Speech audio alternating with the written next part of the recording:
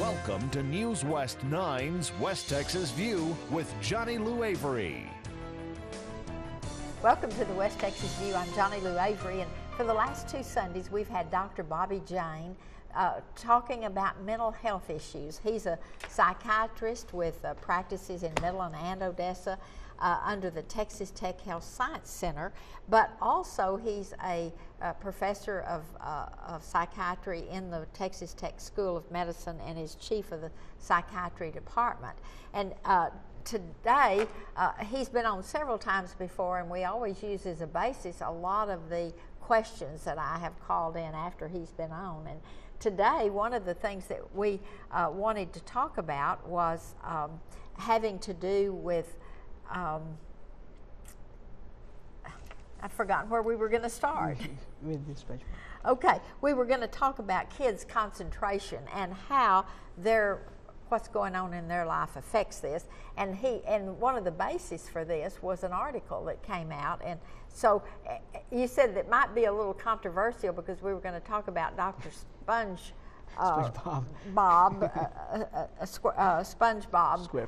SquarePants, because that tells you how long ago it's been since I've been close to cartoons, but said he was a very popular character. Very popular character. Again, this is just a study. I want to caution the parents listening to this program that nothing is definitive here. It just gives an indication. It's just one study, but it may show a trend or a piece of the larger puzzle.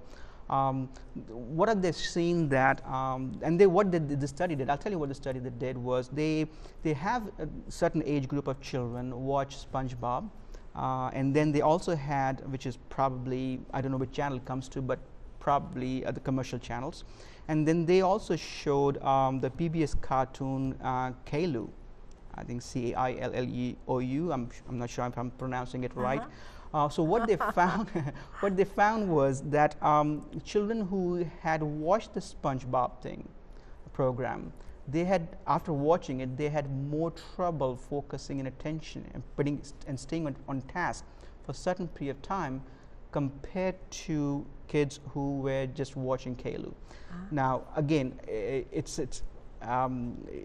we cannot say whether this is a clear-cut association that no child should be watching SpongeBob. I'm not saying that, but what they're saying is that certain characters, certain motions, certain themes, a certain way of projecting things tend to affect the child's ability to focus and concentrate.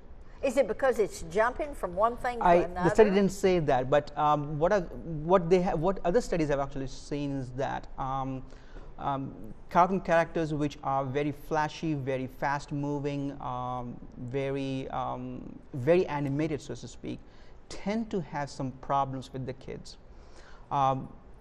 Sesame Street and all the cartoons that were generated over the 70s and 80s, they were generated after a long period of research in terms of seeing what. And they were gentle. They're very gentle, and they have a lot of information, educational information behind them. So if I had a child, for example, if I had a choice, I would probably go towards Caillou and probably get a toy of SpongeBob because it's still a very popular character, I guess. So this is something, a new study, this came out. I thought it would be interesting again, I don't want you to base your decision on just this one study. I'm not saying SpongeBob is bad for the kids or everybody should turn off the TV when SpongeBob comes on. I'm not saying that. I'm just pointing out the study that compared 2 different cartoon programs and found that kids exposed to one cartoon program had more trouble attention and focusing compared to the other. So it is possible that the content of what the kids see may affect their And you function. know, that almost relates to all of the things that they're doing with technology and looking texting. For hours and hours and hours at the violence that are in those games and things that they play. Yeah, this is also a big controversy about the content of violence in children exposed to them and how much they're violent they become. It's a lot of controversial studies are both this way and that way.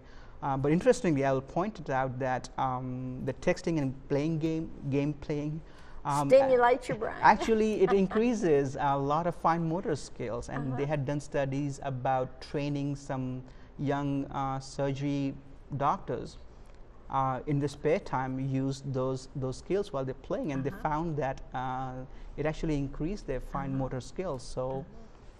But the thing that the violence is really something that just bothers me, because even at my age and stage, and I go to a movie that has a lot of war scenes or something, I come home. And well, the study that was the one I can recall did indicate that that violent content did not invoke violence in an otherwise non-violent child, but if the child already has some violent tendencies, it'll make it worse. Exacerbate it. So, you know, if a child already has trouble with being aggressive and things like that, exposure to violence will make it worse. But if a child doesn't have something of that sort, just exposing to that violence will not make the child worse. That's what the study was. And again, this is a big controversial area, and both pro and against have got valid points. And one of the things that you also mentioned earlier is that studies are to be used for what they are. It's a study that gives us some more insight. It does not necessarily mean that everything in that article is applicable to you. But it's something that you need to have that little piece of information and judge it. Exactly. I mean, there's a small piece of the puzzle, as I say. These things change as our science and as our knowledge evolves, and these things change. But again, it's information to keep in back of your mind, that if you're having trouble with anything else, you might want to recollect and say, maybe this may be contributing to it. You know, kind of that kind of information. I'm going to watch this. Watch this. That's the best way to put it. Well, the reason I said that is because a lot of people will read a study and they'll immediately believe that that's it, and that's the answer, and that's not always even true. a whole answer. Yeah, even the best of the best study will have certain limitations and drawbacks and fallacies, and of course, you know, if we ran through scientific eyes, you can find a lot of reasons not to believe it. But these are published in respectable journals, so they have gone through certain level of scrutiny, and when they're published, that means they have met the information they have to deliver. Standards. They have some standards. We're going to have to take a break. We'll be back in just a minute and continue this conversation. Stay tuned. West Texas View will be right back.